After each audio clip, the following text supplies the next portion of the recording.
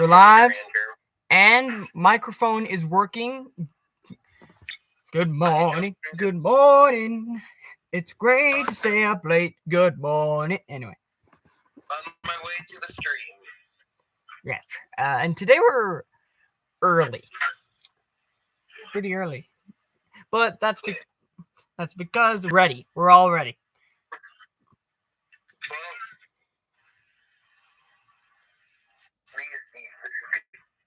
you're going to like these diesels. That's all I'm going to tell you, Andrew. I know you're not a diesel person, but you'll like them. Anyway, though, I'm going to wait a little bit so that people can join the stream and crack open a cold one with the boys. You know what? Is Discord open in a separate window for you? No. Shit, I was going to show you the diesel. But anyway, though, hello, woo, everyone. Okay, welcome back to Burning Subjects, mates. And if you guys haven't noticed, Jim is not with us today. Yes, because, he decided to sit this one out because he doesn't know much about this subject. And not to mention, this subject is actually a very, very, very, very rare occurrence. In fact, it was so rare, it took me way too long to find even 5 contestants to talk about this subject because yes, steam locomotive. So we're going to be talking about steam locomotives that have operated in the preservation era but have never hauled a single excursion. Wait, I got a question. Yeah? Would Albert count as hauling an excursion since... Yes, it would count. So all the Cedar Point engines are not part of this list then? Dang it. No, none of them. Well, duh. All of them have hauled excursions, except for Plymouth, but Plymouth is not steam, he's gas. Anyway, though. What about any of the Rio Grande narrow gauge locomotives? You'd be surprised, but a lot of the freight, all of the coaches owned by Cedar Point are built off Denver and Rio Grande flatbeds. Did you know about that? Yes, you told me that before. Yeah, I mean, was there any narrow gauge Rio Grande steam locomotive that has operated in the preservation era but never pulled a passenger train before? No. Not from what I could determine anyway. But narrow gauge engines, this is going to be fun to try and find one for. Which another subject that we have for another day is since Josh, you suggested it, and also Ryan, we have a couple of yours on the lineup ready for the ideas, you know? Okay, but first things first, let's get to the cool wall. Da, da, da, da. Okay, and if you were here at the last stream, which you couldn't hear me, we did the cool wall anyway because I had, the pictures and I just put them up anyway. But this time we can actually hear it, and I also discovered that I can create polls so that you guys can vote for the cool wall too. So this is a little bit more interactive. So, one sec. Let me just get the first. Never mind. Let me just. Andrew, I had an awesome idea, but I don't know if they actually did this. Can we do a subject one of these days on Lend-Lease steam locomotives? Maybe. But anyway, here is the first locomotive.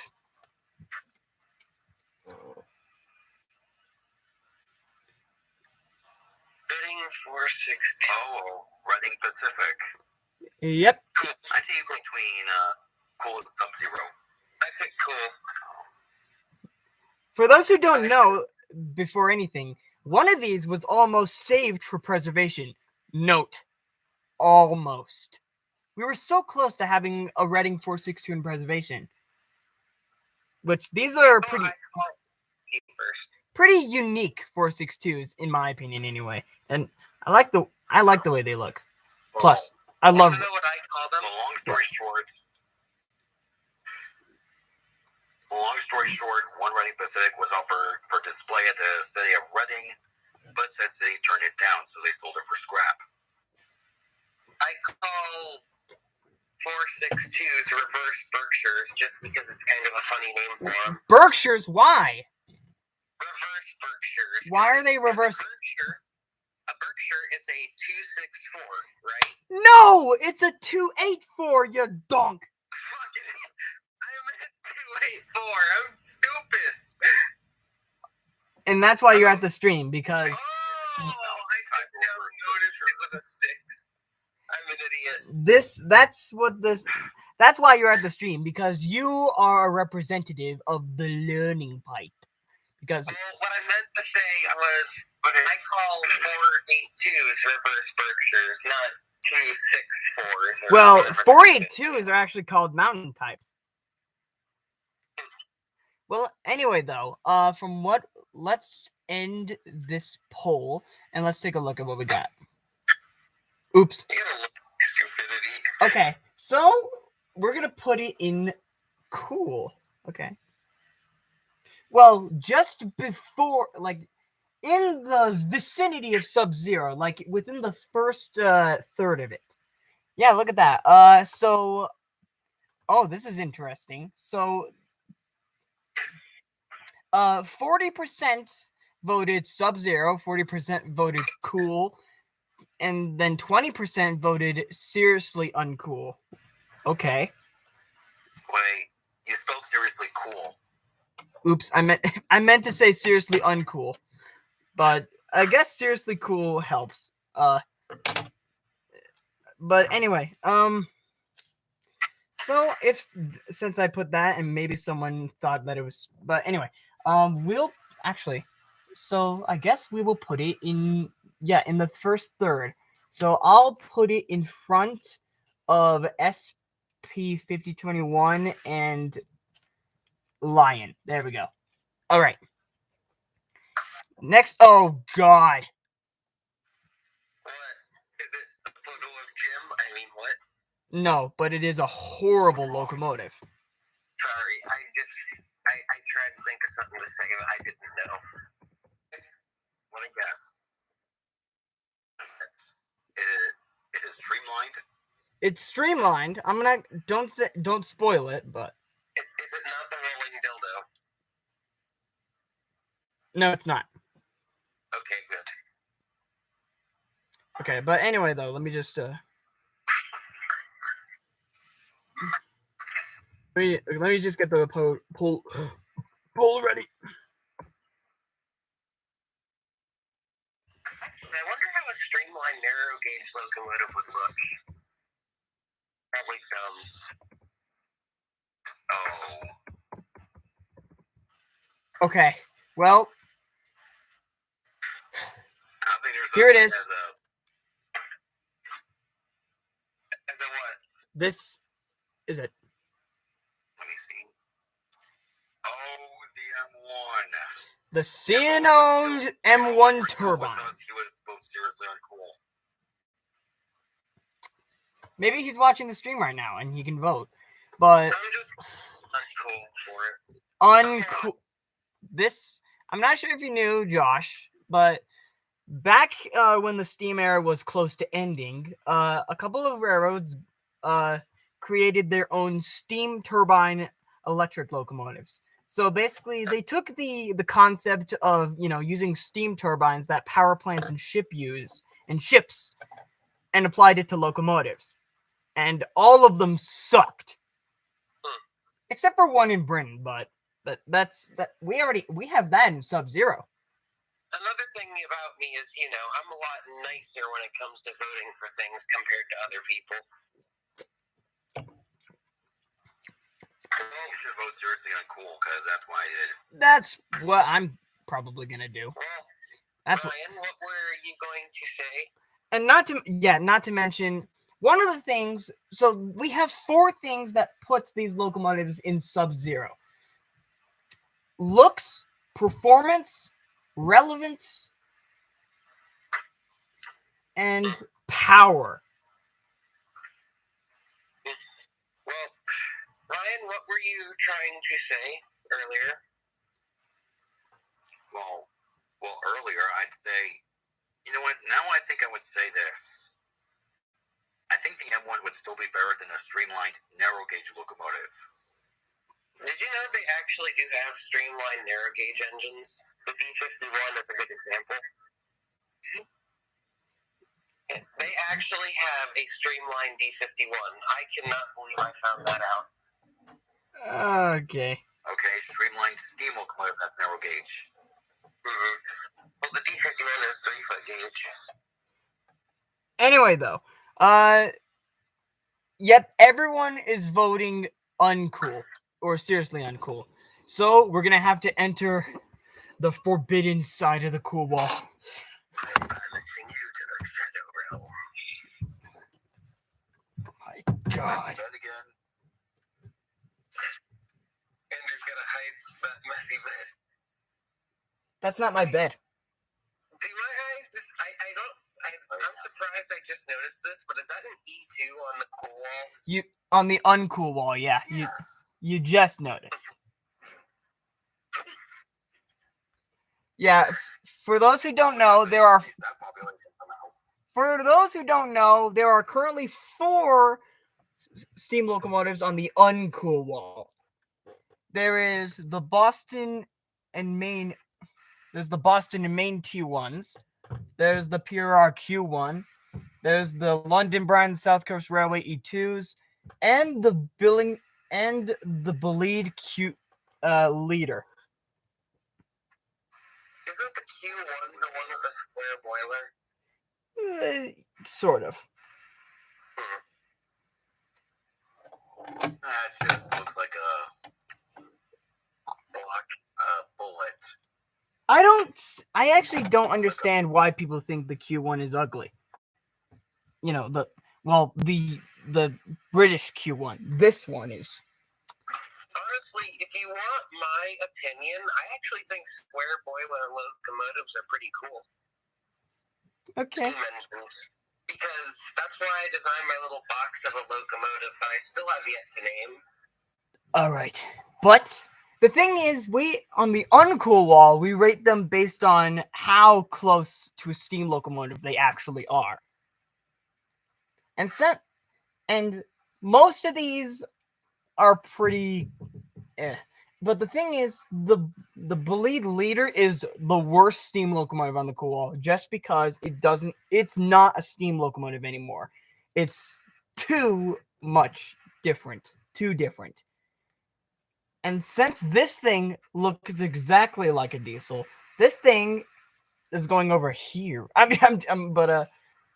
It's going right here. This on the forbidden wall. Well, the M1 is basically an American equivalent of a Belead leader, if you think about it. Yeah, now that I think about it, you're right. What the fuck is with that photo on the camera? That's terrifying. Alright, but now let's get back to the heavenly cool wall. And with our woo! What is it? From one of the worst steam locomotives, to one of the largest unsuccessful steam locomotives ever created, to one of the largest successful ones. Let me just get the poll ready. Okay. Driving brick. I mean, what? Some really weird photos on the book. That's interesting.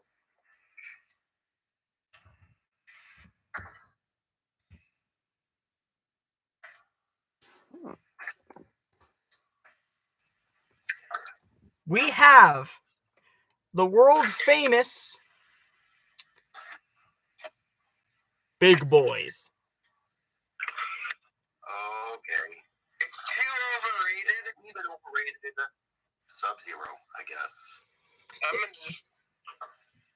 gonna say. I have mixed opinions. This is gonna be a tough one. Yeah, this is actually a really tough one because the Big Boys are some of the most successful simple articulated locomotives ever created. We have one that's currently running. It is the largest running. And not to mention, it's just, it's a crazy thing. But at the same time, we seem to have heard a lot about it. A little bit too much about it. I'm going to say cool just because the big boys were successful at what they did. Not because of popularity, but because they performed well. And I'm going to agree on that. We still have one going just shows how much people will be going out to take care of these engines. Yeah, and I agree on that, but I wouldn't... I dare say this. I'll put it... I'm going to be putting it... I think I'm going to put it in cool, personally, because while the big boys, they're not going to go any higher because they're cool. They're awesome, loud, and beefy machines, and not to mention impressive, but they don't have the tractive effort that most people make them out to have. For those who don't... Even the Y6B has more tractive effort than... Well, the Y6B is... There's a lot of locomotives that have more tractive effort. Yeah, I dare say this. Although the big boys were necessitated to be built for right before the U.S. entered World War II, they'll still have a pretty high fan base. And now 4014 is the most popular steam locomotive in our country. Yeah. And the anything in the steam era. And the second most popular, the Daylight? Probably. But the thing, though, is about tractive effort, I'm going to go back to that, is that even in the preservation era, there are more powerful steam locomotives that are preserved, like the Yellowstones. Both Yellowstones that are preserved have 145,000 pounds of tractive effort, while a big boy only has 136,000 pounds. Even though the big boys are bigger. Not to mention, we also have a more powerful one. We have two Alleghenies, 7,400 horsepower. Come on, vote, guys. It's a tie right now. We need a tiebreaker. Ooh, this is interesting. Oh, boy. We need a tiebreaker. Okay. Who's going to be the tiebreaker? Actually. We can just do it between Cool and Sub-Zero. Actually, yeah, we can. Cool and Sub-Zero. Yeah, we can actually put it in between there. So I'll end the poll. How many? Okay, so Cool and Sub-Zero. Let's put it up there. I'd say let's put it next to our favorite Union Pacific Challenger types. The Challengers are pretty mint. I get to say that. Yeah, Challengers are awesome. Even though I didn't have fun making the one in Gary's mod. But anyway, now is, since we got our 3 American locomotives out of the way, it is time to go on to our 3 British ones. Oh, chap, here we go with a nice set of locomotives, I hope. Now, let me just set up the poll for this one, because this is an... Anyone's from the UK and hears me say that, I'm not making fun of you. Yes, viewers from the UK, even if Chris and Eden Green, I'm sorry if I pronounce your name wrong, we love you guys. Without you guys, we would have this wouldn't exist. We wouldn't have anything because you guys created the steam engine. I'm gonna do a cool wall one of these days in my rooms based off my fictional locomotives. That'd be a tough one, actually. That'd be cool. You know what I'd do, Andrew? I'd send you the photos and I don't know. I mean, I actually have a private guy who sends me the pictures for to put on the cool wall. So I don't decide what goes on the cool wall. It's random. That's the coolest. That's all I do is cut out the pictures. So yeah, that's not as a cool wall thing, but just for fun, you and me can try and decide where they fall. And anyone else who likes the locomotive, such as Alex, and Brandon. All right. Well, here's our first British steam locomotive of the day. It is this. It is a Great Western consolidation tank engine, or as in Britain they're called Yanks. Oh, Yanks. There's a Yank. I'd say cool. Say cool. There be a Yank. Honestly, I think I'm that this. gonna go. I think this is cool because Andrew, hook it up to a giant crank. It'll be yanking the crank. excuse me. The face you made. Oh, this is interesting. We have someone who voted seriously uncool. Oh, you think it's just trolls? I don't know. Maybe there's something about these tank engines I don't know about. Too fast. They can fix it. Hundreds, that's for sure. I will say this. I have never actually seen a 280 tank engine in real life. Well, that's because I don't get to go many places, but I've heard of Berkshire tank engines, but I've never seen one either. 284 tank engines? Yeah, they're in, Yeah. that's a Germany thing. Jim's seen one. Yeah, Jim's seen it in person.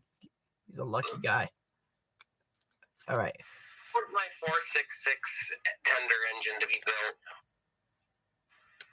All right. But let's okay, so this is interesting. We've got yeah, this is interesting. Okay. So 75% people voted cool and one person. So I think that we can put it within the first third of cool. I think we could put it next to the German fireless locomotive.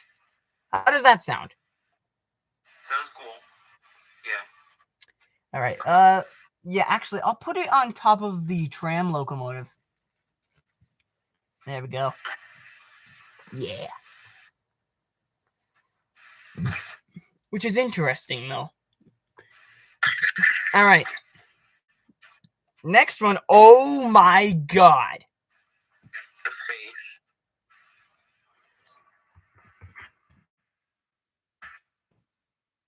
I'm surprised. We've only got 4 people on the stream.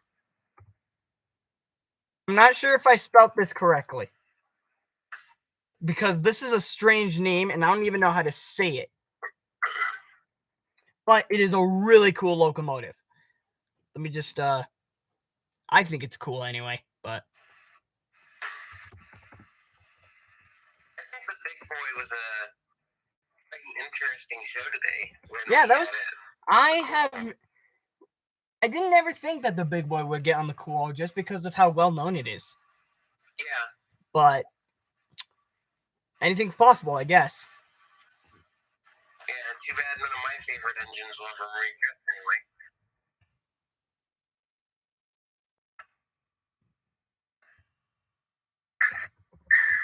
All right, and our second British steam locomotive of the day is Duke of Gloucester. Duke of Gloucester. Duke of Gloucester. Duke of Gloucester. Duke of Gloucester. Duke of Gloucester. Duke of Gloucestershire. Duke of Gloucestershire. Are you okay? I'm having a stroke trying to say Duke of Gloucester. Just call it the Duke if you can't pronounce it right. Okay, the Duke. Yeah, the Duke of The Gloucester. Duke of Galoostics. I couldn't even spell the name right, but for those who don't know, this is a British 462, and it is the first steam locomotive to operate in the preservation era with rotary cam poppet valve gear. Andrew, let me give it a try. And that's Duke of Gloucester. actually, let me see if I can find out how to pronounce it. And if you want to, you can look up the number. It is BR 71000 or 71000. It's How do you think it's pronounced, Ryan? I think it's pronounced Duke of Gloucester. I said Gloucester or something. we're having like a Worcestershire sauce kind of thing. Worcestershire sauce. This is fun. But this is what we got, and this is actually I like this thing. I watch more videos of this than well, this is the second most watched locomotive from me when it comes to British ones. The one I watch the most of is, of course, Royal Scot, because that's a cool locomotive. I love that thing. But in second place for the ones I watch the most is this one, 71,000. This thing's really cool. And surprisingly, I haven't seen any wheel spin from it from having rotary cam valve gear. Gloucester. That's what I think it is. Okay, so okay. So people are voting within the vicinity of Sub-Zero and Cool. So I think we didn't. Yeah. Let me just get the tape out again. I need to just get something to permanently do this because I keep having to.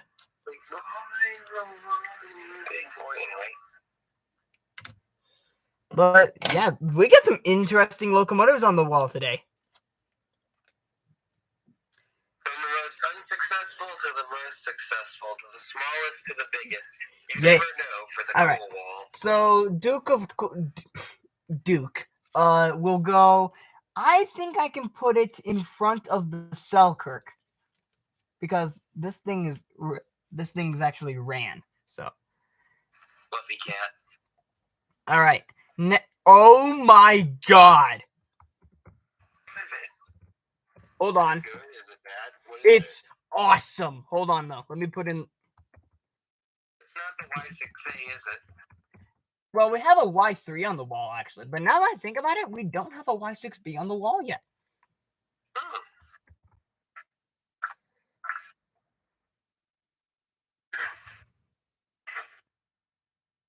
Amen. Anyway.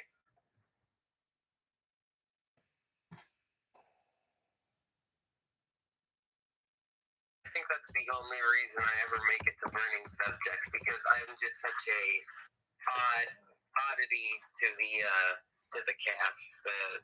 And that's why we bring you here, because you are a representative of, hey, you like the hobby and you want to know more. So, all right, but here is our last British steam locomotive of the day. LMS 2290, also known as Big Bertha. Show us. Oh, the Licky Incline Banker.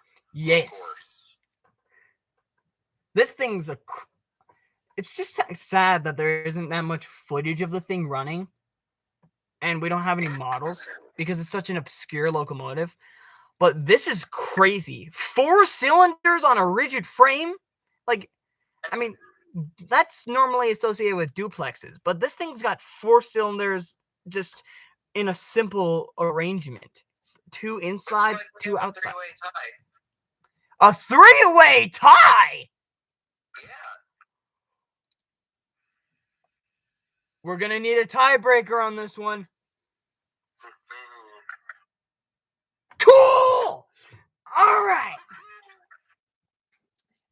So since we put Sub-Zero and Uncool, I think we're going to have to put it within the vicinity of... I think we can put it next to the K4.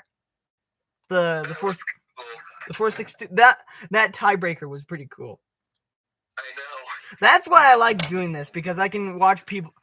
Well, that's why I like the fact that I can put polls in it now, because now I can realize that people can, they can also vote to see their favorite locomotives go on the cool wall. And you know what? Jonathan wants to get involved with the streams. I tell him, why don't you do a live chat with us? Maybe one day you'll be able to make your way up to where we are. I'll put it in on the verge of average and cool, because while it is, a cool locomotive, it's a one-trick pony. You know what I mean? It could only do it could only. Oh, hi, Dan. Speaking of Dan, it is time for our 2 Canadian locomotives of the day.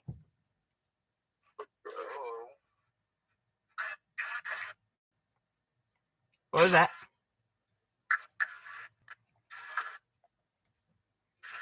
But that that pole, wow, that was the. That was awesome. Just like the three-way tie, and then all of a sudden, who's gonna vote? What's it gonna be? Where is it gonna go? But where I just piece of tape, just anyway.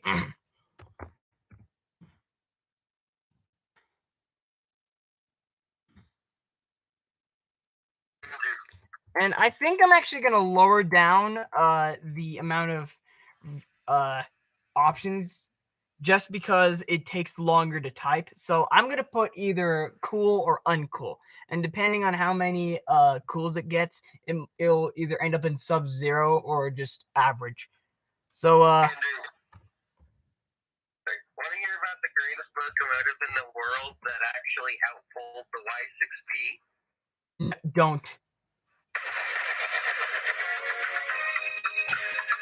That's the fourth time I've been rickrolled on the stream.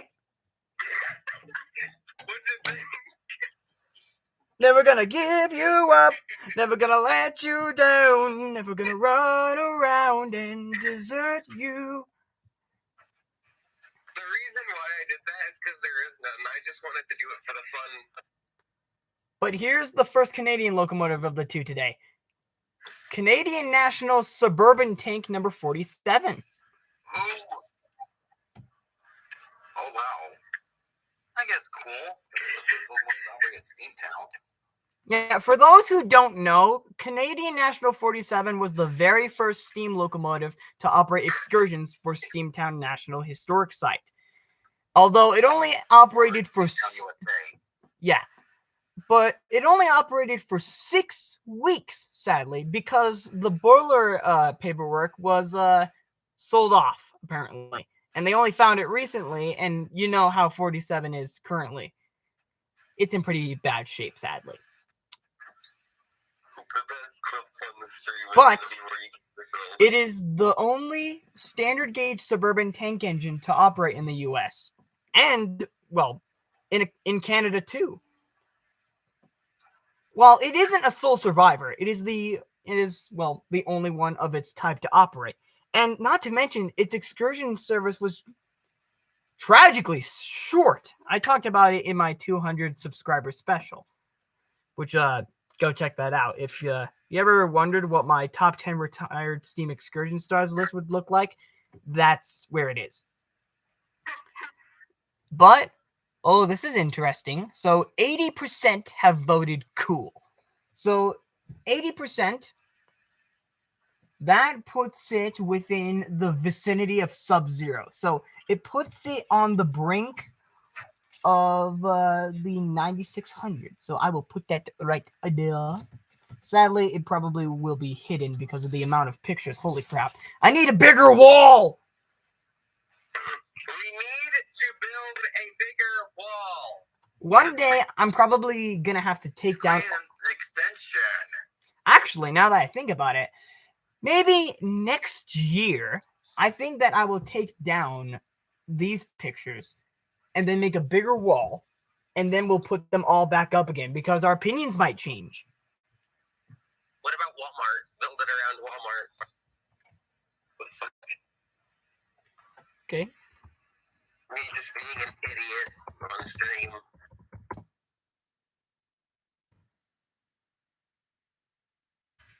All right, so our next one, our second to last locomotive of the day is, hold on.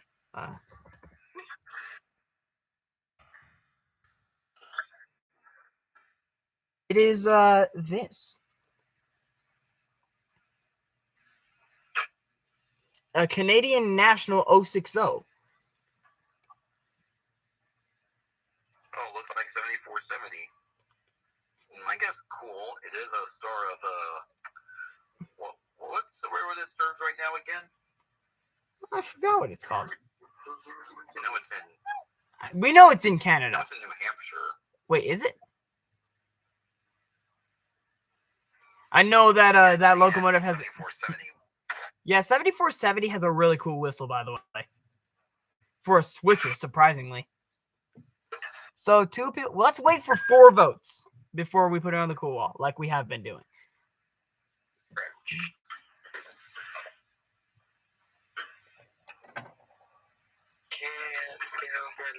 Oh yeah, here it is. Conway Valley Scenic. Conway. It's the attraction of that railroad. Conway Scenic. Oh, this is interesting. Looks like we have 3 votes, but one of them is voting uncool. Who's gonna... We just need one more vote to complete this and put it on the wall. Oh, okay. So 75% say it's cool and 25% say it's uncool. So that puts it within the vicinity of, on the verge of average and cool. So in around the same place that we put the Baltimore and Ohio C16 class.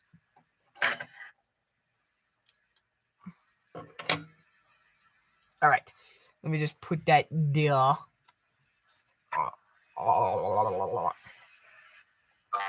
Andrew. Yeah. Tyler Green said about 47. What did he say? Sorry. There are actually 3 of those locomotives in existence. 46 is going through restoration. 49 is at a museum. And We all know the story of 47. And in good condition. And we all know, yeah, 47. Rest in peace, 47.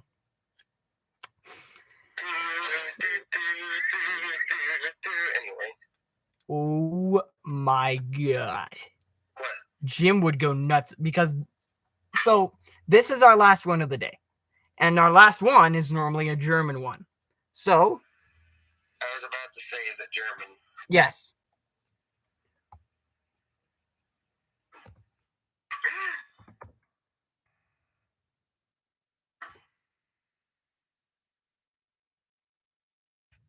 Yeah. Get off my balls. Excuse me? That was on the screen. I got a cat sitting on my lap. Yeah, he has a lot. I need to say something stupid. Okay, but this is our last locomotive of the day, and then we can get into the real topic.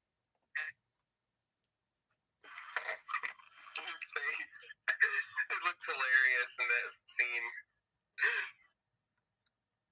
Is that class 44? Yep, it is.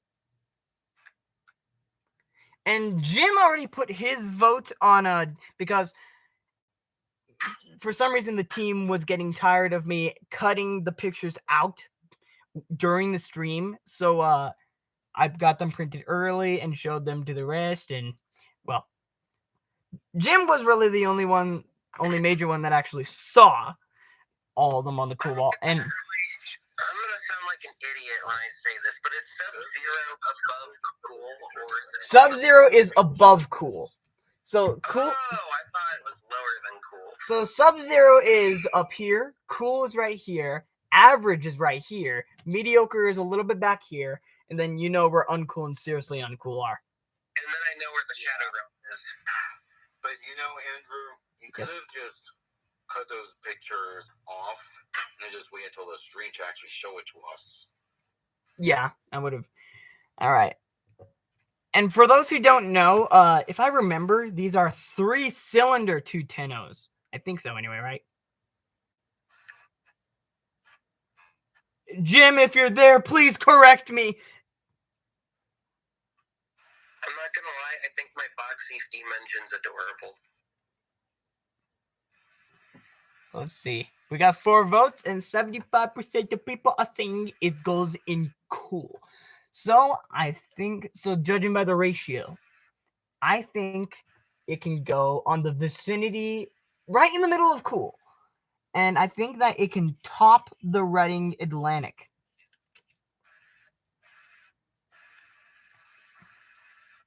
All right. That's our cool wall session for today. Now let's get into the real topic. The real topic. Oh, yes. So, Non-excursion star. non-excursion stars. So, Sometimes steam locomotives are restored, intended to run excursions, but never do. And then sometimes steam locomotives are restored specifically not to do it. And then sometimes they run in preservation, but are left abandoned. But we're going to be counting down the top 5 steam locomotives that have operated in preservation, but have never hauled a single excursion. And keep in mind... 765.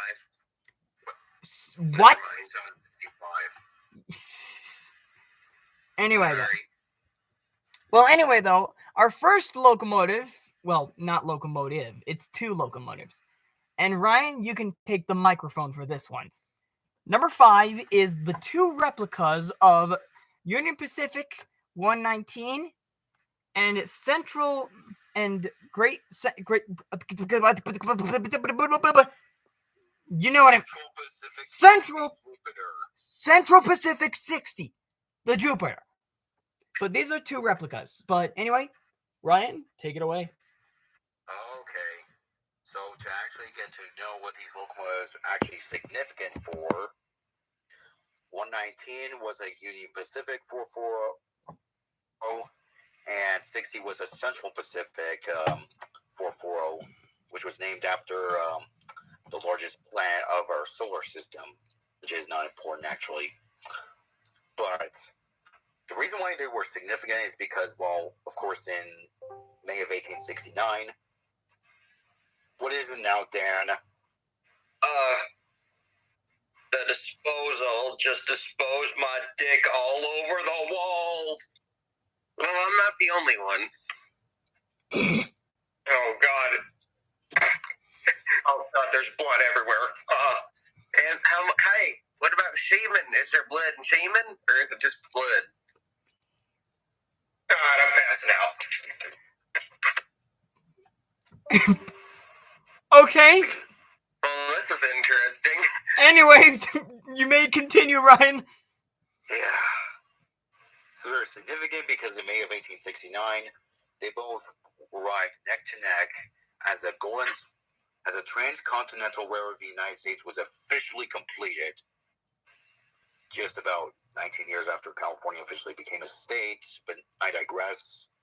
Then after that, Jupiter was assigned to the Alt Lake Division, if I remember correctly, and 119 was, let me see. Jupiter's a beautiful steamer. I mean, what?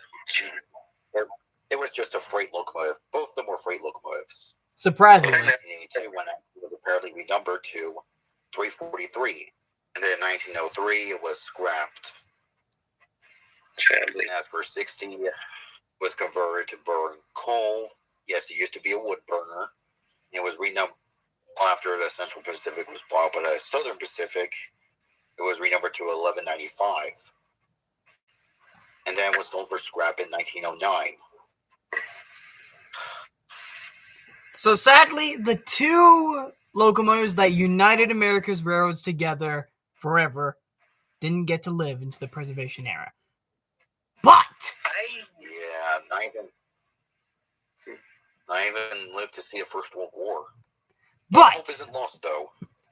As Ryan will say, in the late 1970s, well, after 1969, during the 100th anniversary of the Transcontinental Railroad, the National Park Service embarked on a project to recreate 119 and Jupiter exactly as they appeared in 1869. And I quote, within 1/16 of an inch of scale.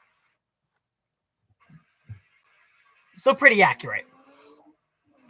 Yeah, but anyways, since the original drawings weren't to exist anymore, National Park Service approached Walt Disney Studios, which previously rebuilt 2 steam locomotives from scratch for their park, but they declined. Recommended O'Connor Engineering Laboratories in Costa Mesa, California. Please don't yell at me if I mispronounce that.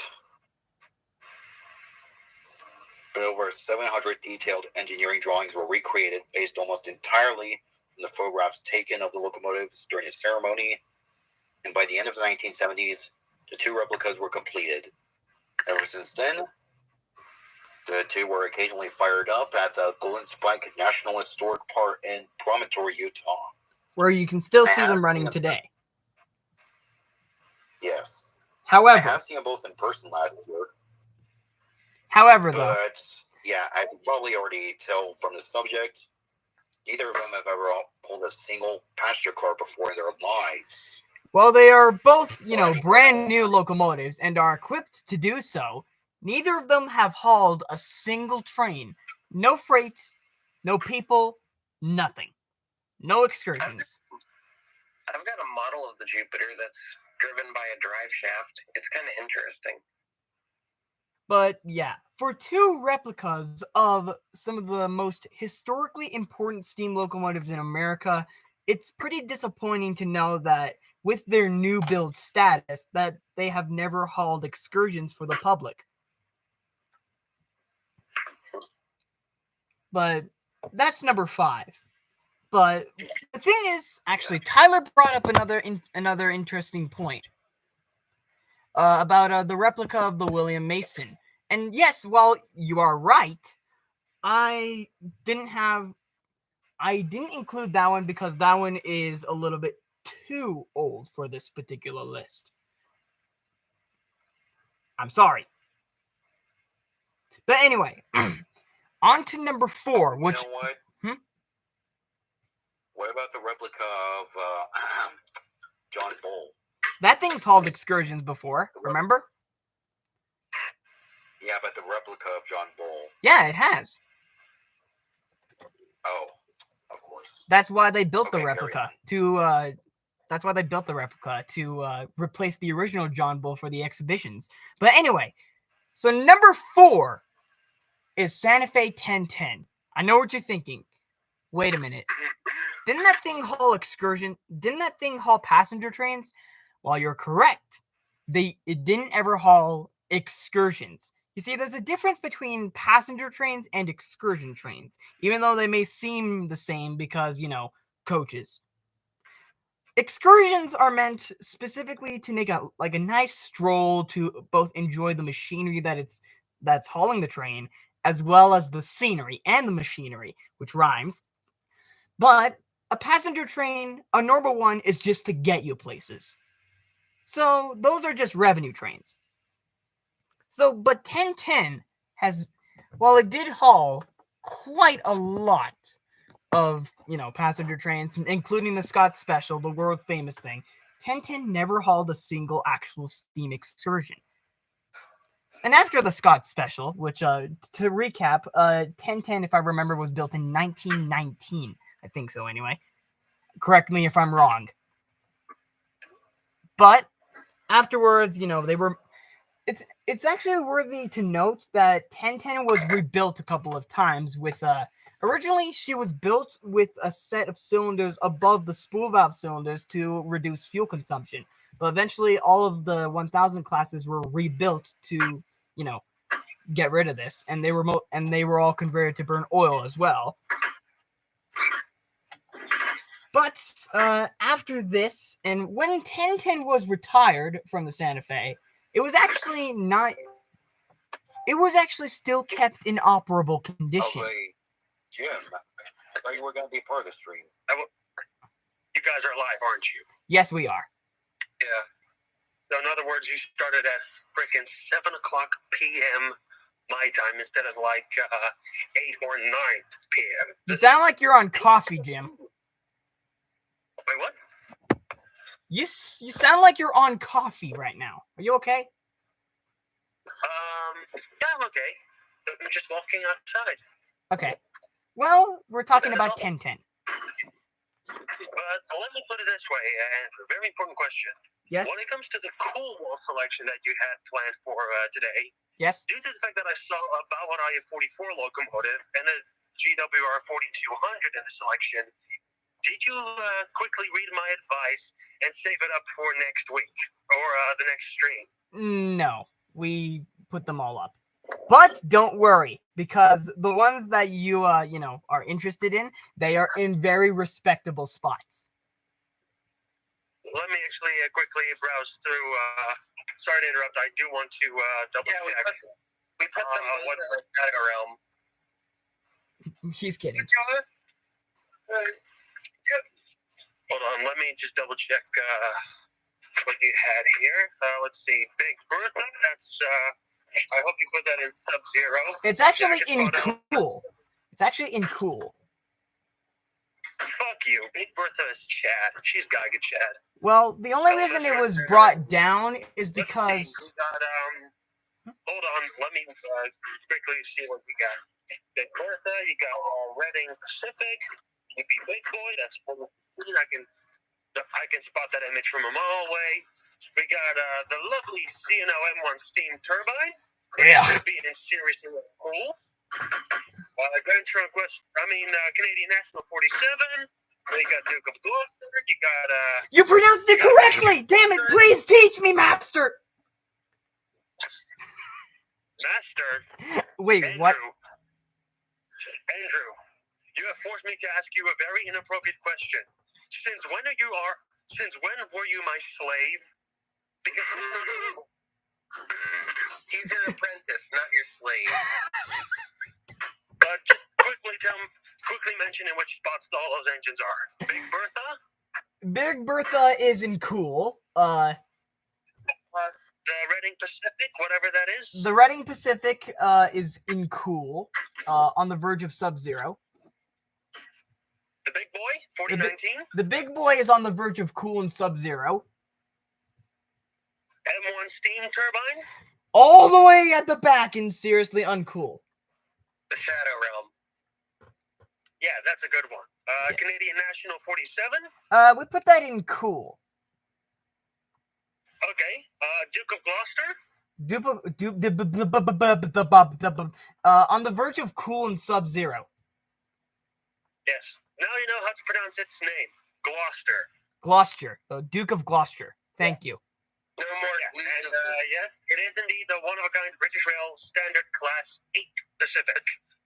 That 4200 locomotive, whatever that is. Let me check again, actually. Where did I put it? Oh, there it is. We put it on the verge of cool. We put it on the verge of cool and average for some reason. Oh, dude, that's too low. I think that you would actually like this one the most. I do like it, but you picked number 4270 there, which you once considered for your top 10 Connies. yes, I wanted to put that there, and yeah, but then I talked about 2818. Yeah. Let's see. Then we have some Grand Trunk Western or another Canadian National locomotive. yeah, in a 060, it's on the verge of cool and average. And finally, from Germany, we have a Jumbo, a Baureihe 44 locomotive in postal use on the West German Deutsche Bundesbahn. It is in Sub-Zero. It's actually directly in the middle of cool for some reason. I'm gonna move it. Yes, 44s are Geiga Chad. I'm just gonna carefully. Okay, I'm gonna put it within. Actually, I'm gonna put it within the verge of cool and Sub-Zero. Please don't kill me. Okay. You're forgiven. Oh, and in the event there are any trolls watching this, feel free to kiss our asses. Okay. Literally, go fuck yourselves. Anyway, though, I wanted to continue. And on that bombshell, I'm going to drop out again. Okay. See you next time on Burning Subjects. Well, him anyway. Andrew. Okay, well, there goes Jim. But anyway, now let's get back to the story of 1010. Oops.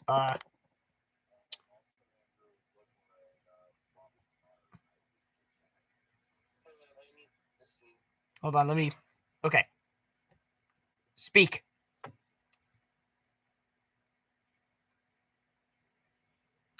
Okay. What did he say?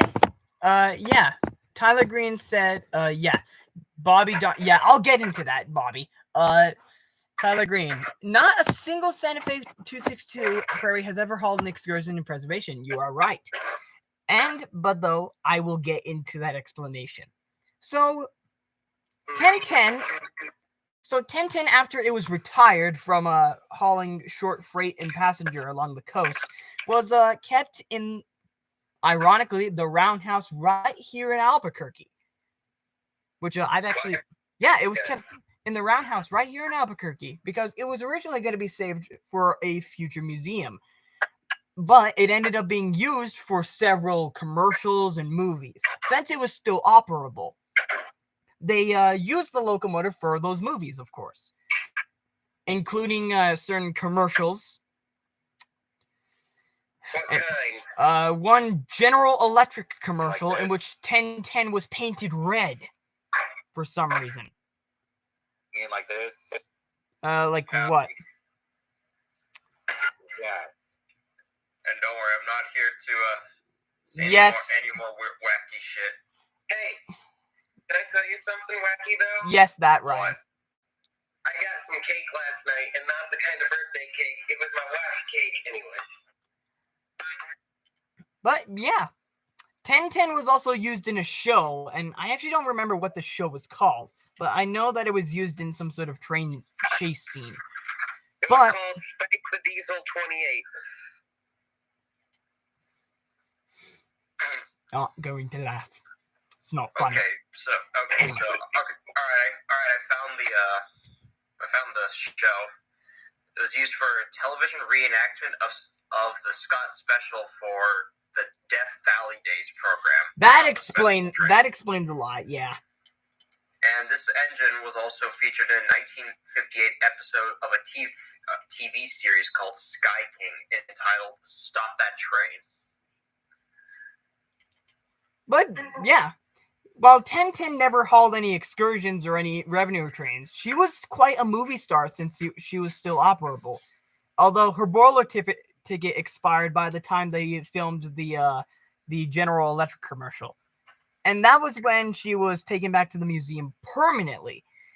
And, well, the quote-unquote museum. Because by the time, during the 70s, the roundhouse over here, it was being filed for abandonment. And so the locomotives that were stored there for preservation were sold off to different museums. And today, you can see 1010 in California, the California State Railroad Museum, alongside another locomotive that has operated in preservation, 4466. But I also 2467 for not very long now. Yeah. But I also, before anything, I wanted to talk about the reason that none of the prairies have actually ran in preservation. It's kind of one of the reasons that we haven't gotten many 464s running. Or Whoa.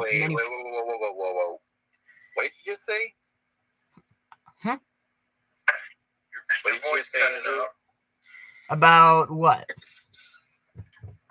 None of the prairies operating in what? In excursion service. Yeah, you kind of fucked up there. There's this thing called logging prairies with much smaller drivers. I'm talking about the Santa Fe prairies, specifically. Andrew, I got a question. Okay, continue, proceed. Yeah, Josh? That locomotive with the number 2, I actually really like the look of that locomotive that I sent in the chat. You're going to have to tell me a little bit about that later if you can. That's actually, I will. Really if you want to watch footage of that one, you can look up Little River Railroad. I want to make a locomotive based off that now. I really do. But anyway, though, so yes, we have actually quite a few 262s that are operating, like Santa Maria Valley 205. That's one good example that just returned to service. But none of the Santa Fe prairies have operated. Like, we have a lot of Santa Fe prairies that are preserved. Some of them are even more powerful than others. But most of the 262s are in poor condition. I mean, 1010's in good condition, but that's because she's been kept inside. But she probably won't. But she probably won't run again because she's owned by a major museum, and they probably won't have the budget to restore her, or the means, or the space to run it. Because the thing is, most people don't consider the fact that if you're going to restore a steam locomotive, what are you going to do with it? Like, you need to take it to a place where it can actually, do good. Because I mean, for one example, if you've ever heard of the Albany and Smoky Mountain Railroad, they have a Santa Fe 462. That thing in revenue earning service would normally cruise at 90 miles an hour. But because of their horrible trackage, they're forced to keep the locomotive at 5 to 10 miles an hour. And it's horrible, to say the least. Not to mention the fact that because they have to add that said tourist railroad is kind of upgrading their trackage to kind of increase locomotive speed to carry on.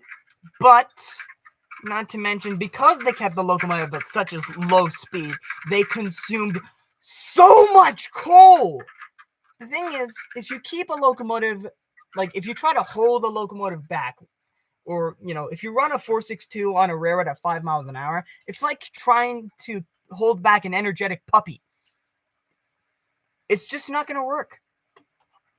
And it's actually pretty hard to find a good place to find high-speed locomotives actually, doing decent running. Besides the main line. And 1010 probably can't go on there because, well, there's a few restrictions, but I'm not going to get into that. That's for another time. But that's really the main reason. Just because they're not practical, sadly. Although the Texas State Railroad Museum could probably restore one and run it. But what are the odds of that? What are the odds of that happening? Anyway, They already have enough steam engines running. They already have enough steam locomotives on their fleet to deal with. They have a fucking Texas type on display. They have a 460, which I don't know what they're gonna do. With it. And they've already had a Santa Fe 462 running. They already own. Okay. Yeah, they already have. Yeah, they already have one alongside a. They just have a Texas type, a Mikado consolidation, a 10-wheeler in the Pacific. All of them are running. Did someone say Mikado? Yeah, that's currently running. But now that we've talked about 1010, let's get on to the final three, which these ones are the most interesting. These are probably ones you guys have never heard us talk about much. Number 3 is Bessemer and Lake Erie 643. They only operate with compressed air. It still counts, surprisingly. I asked some people at the 2926. It still counts.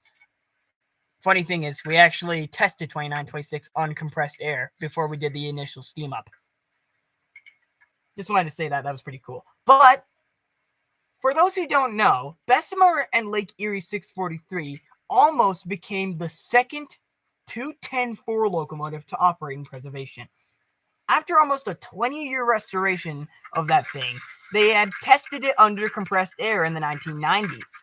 But unfortunately, due to constraints, and not to mention some of the people actually passing away, and not to mention, it was just a huge string of unfortunate events where, some people passed away, then not to mention they needed to pay dues in order to actually keep the place, or they couldn't go there, and they would, sell off the stuff for either scrap or, auction. So while 643 was restored to the point where it could run on compressed air, the boiler wasn't entirely certified yet, so they couldn't run the locomotive yet. And so before it could even actually haul excursions, it was abandoned. And for about 20 years, 30 years, it was left out. It was landlocked, yeah. For about 30 years, it was left out exposed to the elements after they worked so hard to try and restore it to operating condition. But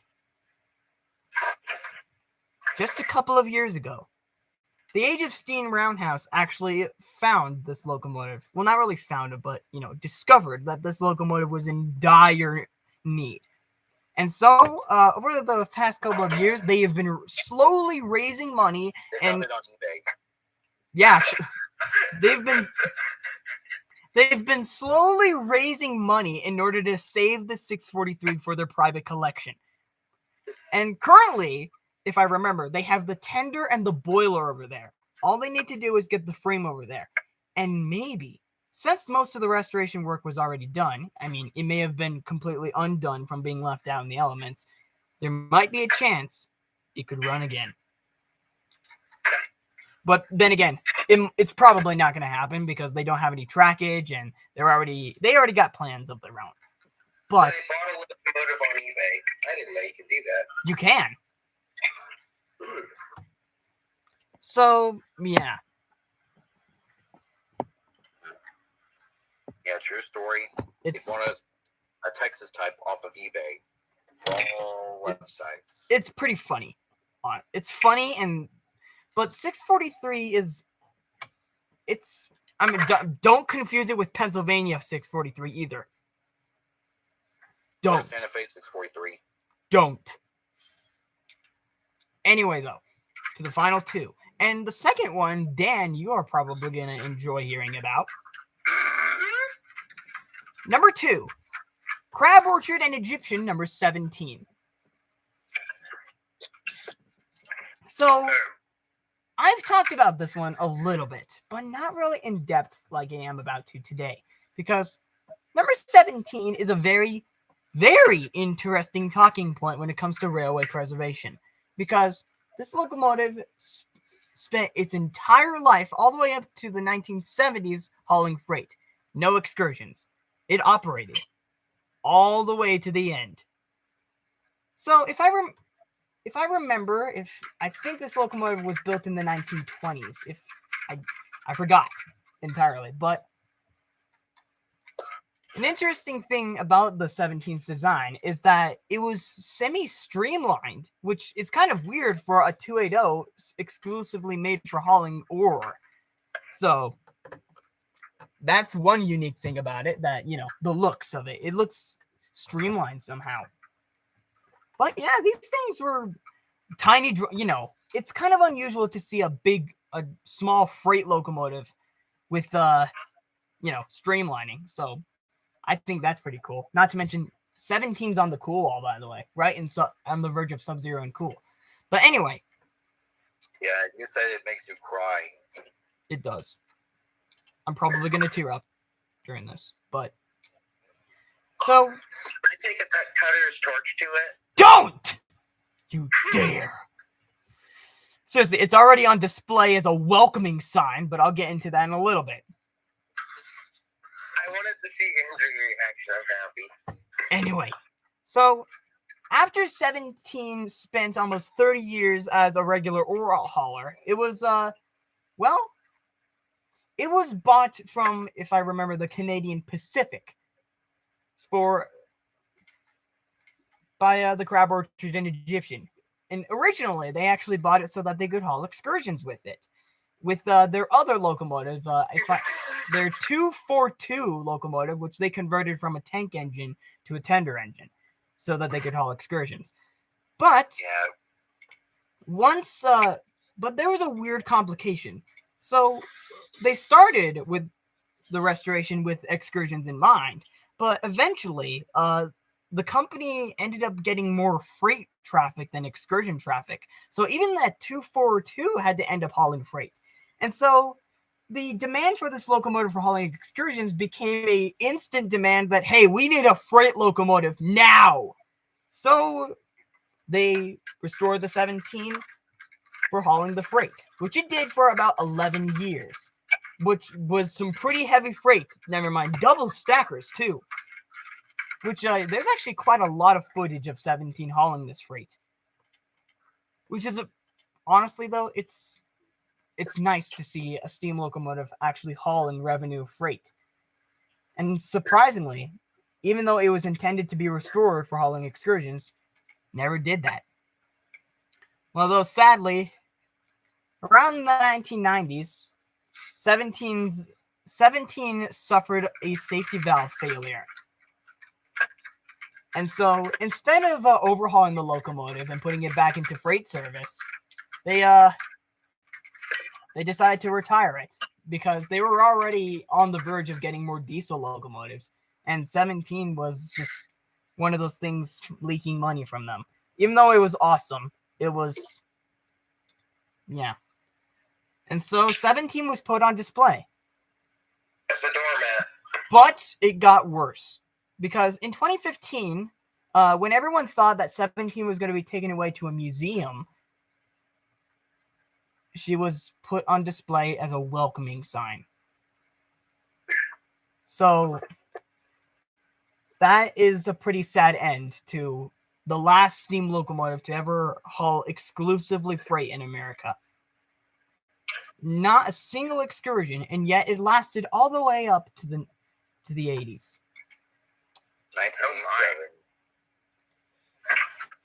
1987. Before we get onto the last one, let's have a moment of silence.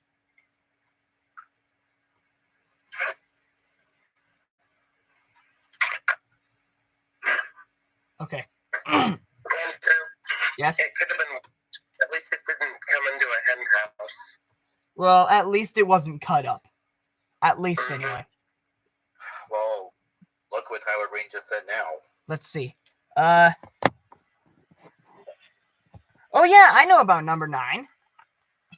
What if the Crab Orchard and Egyptian... What if the Crab Orchard and Egyptian of today purchased and restored 17? Highly unlikely, but that would be nice. I mean, I'm going to be honest, I love SMS number 9, or as, New Hope number 9, or Little number 9, as I like to call it. I made a music video. I love that thing.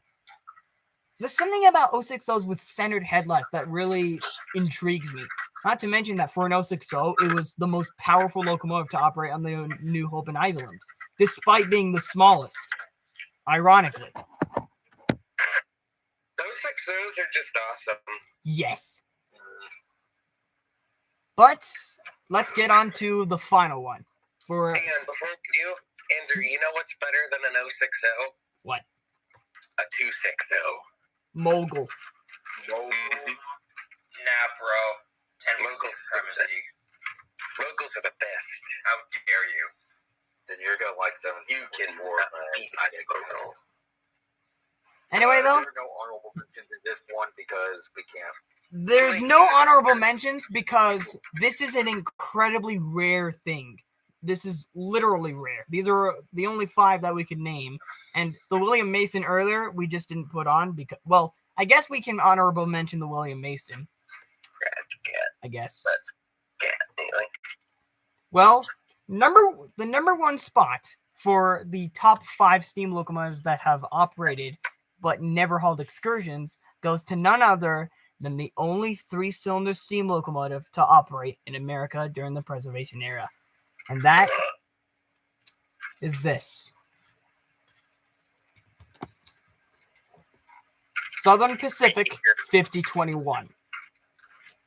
For those who don't know, and for those who do know, the Union Pacific created their own 412-2 locomotives with 3 cylinders, utilizing Sir Nigel Gresley's 3-cylinder valve gear arrangement, in which they created some of the most powerful rigid frame locomotives in the world, and not to mention one of the longest rigid frame locomotives in the world. And we all know the 9000s were pretty cool locomotives, especially since we have one. But, well, 9000 is a cool locomotive. What most people overlook is the other 3-cylinder American steam locomotives. Anyway. We have an 080, we have a 410-2, and then the other 410-2 is Southern Pacific 5021. Well, there's another 5021. Don't be confused with that. Santa Fe 5021. But Southern Pacific 5021, specifically, is one of the Southern Pacific's 410-2 steam locomotives that they utilized for freight service, which, as I said, 3 cylinders for a steam locomotive in America is an incredibly rare thing on its own. And not to mention that since now we barely have any left, just 5 here in America. And the thing that makes 5021 so special is that this one, while being smaller than 9000, is a little bit more powerful and also has the extra advantage of actually running in preservation. When 5021 was delivered to the Rail Giants Train Museum, she was delivered fully operational. And so, occasionally they would fire up the 5021 to haul the 9,000 around the yard complex, blowing the whistle and, giving a good showmanship. In fact, there's a very few photos of the locomotive actually doing this. But it was once one of those locomotives that, despite being a semi-static display piece, could attract millions. Although 5021, for being a semi-static displays, the career as that wouldn't last forever, because during the 1970s, well, during the 60s and 70s, Ross Oland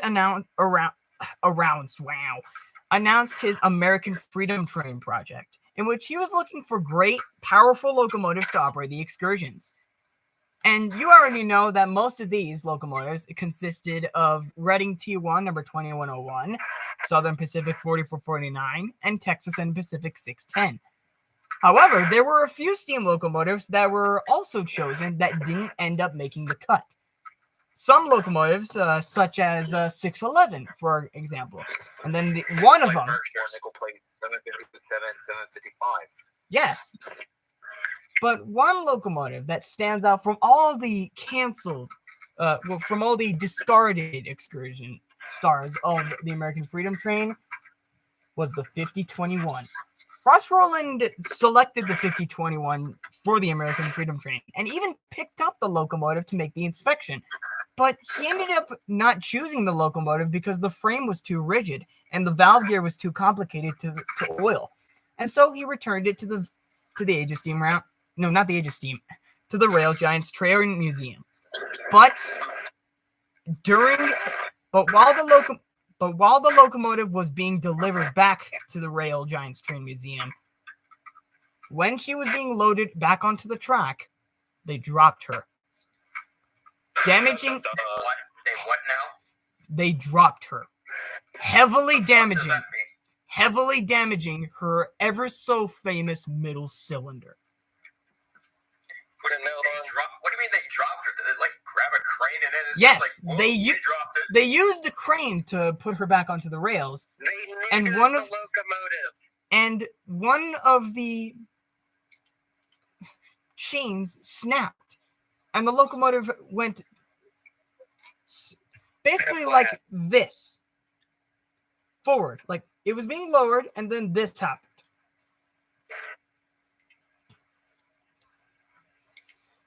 It crippled 5021 for the rest of time. And after that, 5021 was doomed to never run again under its own power. Today, 5021... So yeah, Ross Rowland crippled it. What doesn't Ross Rowland cripple? If you guys hear a lot of noise, I'm out in the building right now. But 5021, of course, is still around today, and they still use the boiler's integral structure to actually fill it with compressed air so that you can blow the whistle. But as for getting it to run again, it's expensive enough to repair a frame, but to get a third cylinder for a exclusively sole surviving steam locomotive to run would be incredibly uneconomical. Not to mention the valve gear and, well, the fact that it's just crippled now. And not to mention, what railroad is going to take the idea to restore something this big other than the Union Pacific? And you know that they banned steam locomotives that aren't Union Pacific from running on their trackage now. So 5021 is screwed now, sadly. And, however, though, this video will go down. Just a second. Yeah? You know what's just a sad? What? I read online that 5021 actually had a sister engine called the Farewell to Steam Excursion on the SB. Yes, she actually did, for those who don't know. it just makes this even more sad that the sole survivor of the Southern Pacific's of one of the Southern Pacific's the sole survivor of one of the Southern Pacific's most powerful steam locomotives will sadly never run again. And it's mostly because of its condition. Because, well, she was given to the Rail Giants Train Museum in perfect condition so that she could, move around the yard. It was crippled later on. And because of that cripple, she's doomed. But, surprisingly, for a locomotive that has never hauled excursions, she has made a large impact in a lot of people's hearts, including mine. And even though we probably will never see a 3-cylinder steam locomotive operate in America, besides a British one, which that happened in the past, but it's still nice to know that it even did have the chance to run, and that she was even chosen.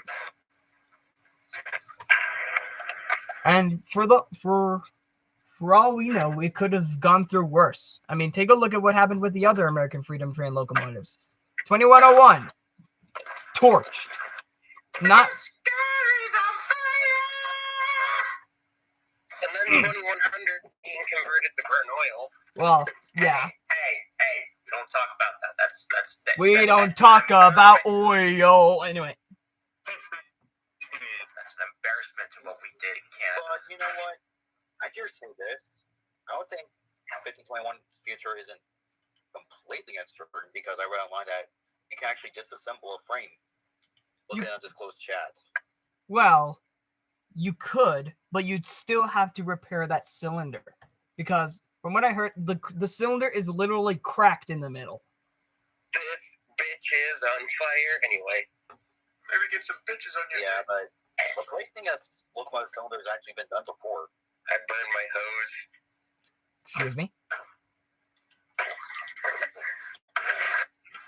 You know Southern Pacific 76 Mikado? Yeah? They replaced that locomotive. So maybe it's not completely crippled, but who's gonna? Money is still money. But yeah, Money, motherfucker. who is gonna be the one to, have the balls to restore this damn thing? I mean, If it bleeds, if they even dare to, because I mean, Ed Dickens somehow had the balls to restore a big boy, but that's because that locomotive actually, has been proven to be.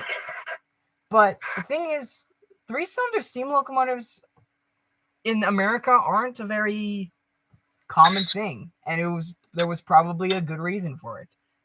Maybe there's something we didn't know.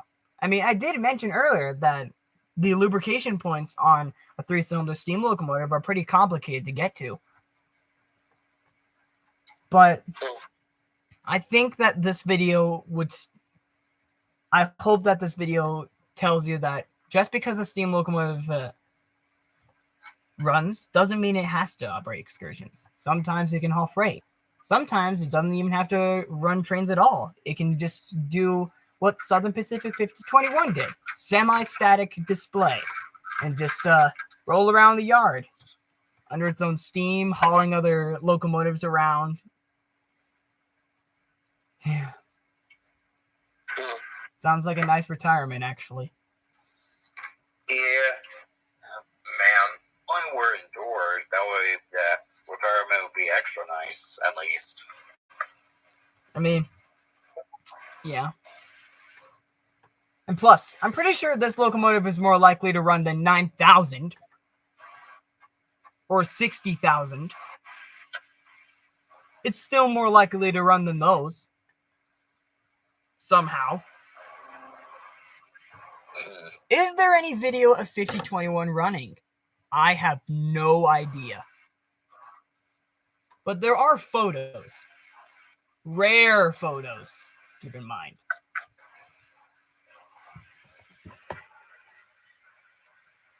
Man. Yeah, though. This is a sad day. Bad pigeon. Well, I guess before I end the stream, let's take a look at the chat, and then we can give our 2 cents on it. So let's take a look at the chat. Hi. I'll drink a cold bottle of water for the boys. Also, before we end, I must say this: every one of these locomotives is respected, and Yes. if you don't respect them, then shame on you. They did everything, but I don't know what to say. They did something that most people thought would be pretty impossible. For a steam locomotive to be restored and to never haul an excursion. Well, except for the replicas, but that's something else. Can I say one more thing about? Can I just say one more thing right before the stream ends? Like, just tell me when the stream is about to end. Okay. Well, I'm gonna read what has been said in. I'm gonna read what's been said in the live chat. Then we'll give our 2 cents, and then I'll end the stream. Anyway, let's see. I pray Long Island G5s 35 or 39 go on the cool wall. I don't know. I don't decide that. I would have loved it if the Reading 462 was preserved. Me too. Was it 219 the one that was supposed to be saved? Was it? I actually don't know. No! The M1 turbines are hideous. Agreed. Let's see. M1 turbines deserve to... Yep, it's already there. Hello. The steam engine literally designed... Big Bertha. The steam engine literally designed to push. Push it. Push it. I couldn't do it. Big Bertha was plagued with mechanical issues towards the end of its career. I love 47. Me too. I hope 47 comes back at some point. Me too. Or at least gets cosmetically restored. I hope it at least gets a cosmetic restoration. It gets a giant plaque dedicated to F. Nelson Blount, Here are actually 3 of those locomotives. There are actually 3 of those locomotives, 46, 49, and 47. But yeah, we saw that one earlier. The BR-44 looks awesome because I do love German decapods. What about the replica? Okay, wasn't 1010 the one that was painted red? Yep, I talked about that earlier. Also, not a single Santa Fe 262 Prairie has ever hauled an excursion in preservation. You're right. Is it possible for a Santa Fe 262 to run on the Niles Canyon Railroad? Maybe. Also, a large majority of Santa Fe 262s are in depressing condition. Only a few are in good condition. But Santa Fe Prairie 1108 I believe, was recently cosmetically restored a couple of years ago. Agreed. So the thing is, in Las Vegas, not Las Vegas, Nevada, Las Vegas, New Mexico, there's one of the 262 Prairies on display over there. There's a cat in the dome. The dome is corroded right through. It's horrible. Anyway, though, from what I heard, 1010 has had all of its flues taken out, so its boiler is now hollow. Would 643 count as the third 210-4 that would have ran in preservation because of that one CB&Q 210-4 in Colorado? I think it would count as the third one. Yeah. I absolutely love Crab Orchard and Egyptian number 17. I love its whistle. Me too. You know about SMS? Yep, we talked about that earlier. Are there any video of 5021 running? I have no idea. You should talk about the Ohio Central / Age of Steam Roundhouse next stream. Not next stream, because we got something in mind, but we'll talk about the Age of Steam Roundhouse and all of its locomotives. That's going to be a really good special. Especially because, we're going to talk about the history of all, because most of these at the Age of Steam Roundhouse are orphaned. So that's all that I saw in the chat. So let's give our 2 cents. Dan? I'll go last. Oh, okay. Well, Josh. I don't actually know what the word 2 cents means. You know, give your opinion or your, you know, give your input. Well, like I said, every locomotive, no matter what job it's done, how much you like it or hate it, every engine was built to do a job that it would do. And if even when they're retired, there's people that'll get them and still get them to work. These locomotives are beasts, not just beasts, they're machines, and they need to be respected. And if you don't respect them, they won't respect you. Well said. Well said. Brian? Well, I will say, if a steam locomotive has done nothing but pull freight in its life, even during the preservation era, kudos to it. Impressive. But if it has ditched its excursion career in favor of revenue freight, looking at USMS number 9, looking at Josu Line 1003, kudos to them. That's all I have to say. Dan? All right, I'm gonna go completely off topic here, but if you think about it, William Sherman did nothing wrong in the Civil War other than one thing: he stopped. Excuse. Yeah, Sherman's troops were raping and murdering slaves in the South. Okay, well, I guess that's one way to end the stream, but we'll see you guys next time. We'll see you guys next time. Yeah, and then Bernie said we'll see you guys in 2 weeks. But before anything, I have one last poll to give you guys. What is it? How bright is Andrew? I can make myself brighter. Hold on. I'm gonna select dumb. Dumber than a dull lamp.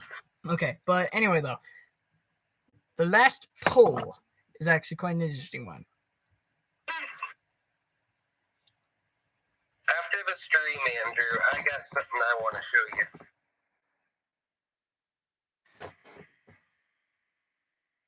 And no, it's not my thing in my pants like it was last time. Don't. Don't. I'm just kidding. I'm just trying to have fun. Don't. Comic relief, remember? Yes.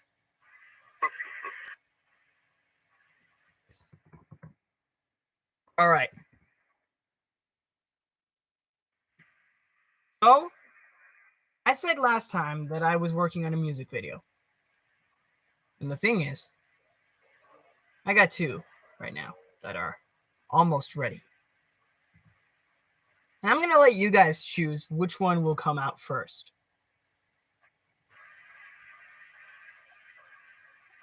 I'm going to say the songs, but you guys get to choose exactly which one is going to come out first for Living on a Railroad, for my music video series, which I'm going to keep in mind, none of that footage belongs to me. None of it. Absolutely none of it belongs to me. I have never gone to these places. Some of them anyway. But I have 2 music videos ready. Well, not completely ready, but they're ready to go out. So the music video for 1309 and the song I've chosen is In the Air Tonight by Phil Collins.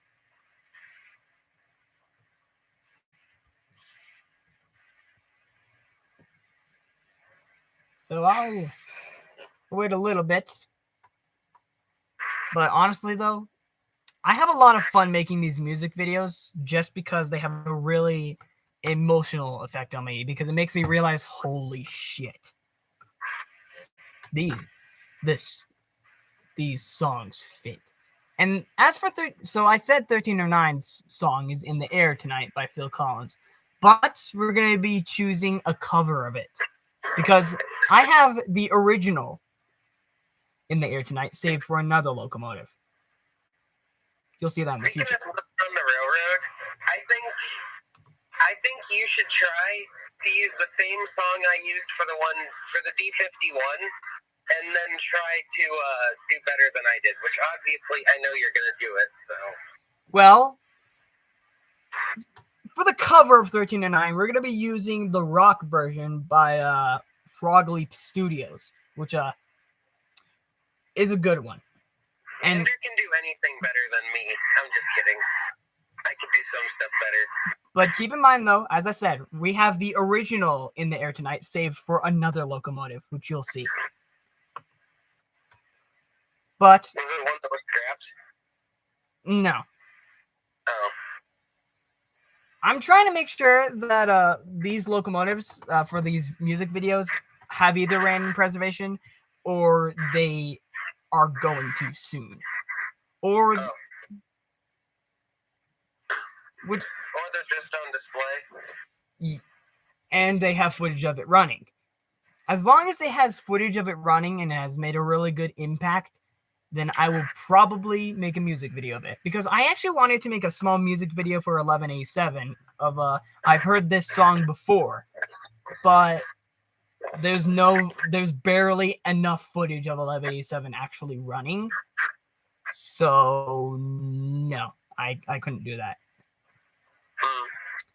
And so I mentioned 1309 already, but the song for the Nevada Northern, which for the Nevada Northern, we're going to be including all three locomotives, 40, 81, and 93. And the song I've chosen is Legends, How Legends Are Made. For quite a few obvious reasons. 1309 already. Well, I can see why.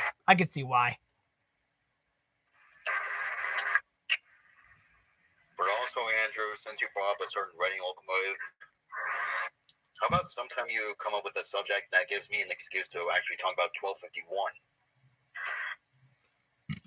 Sometime. You didn't see it, but I winked at the stream. Oh yeah. Okay. Yeah, what? But yeah, it looks like you guys voted 1309. All right.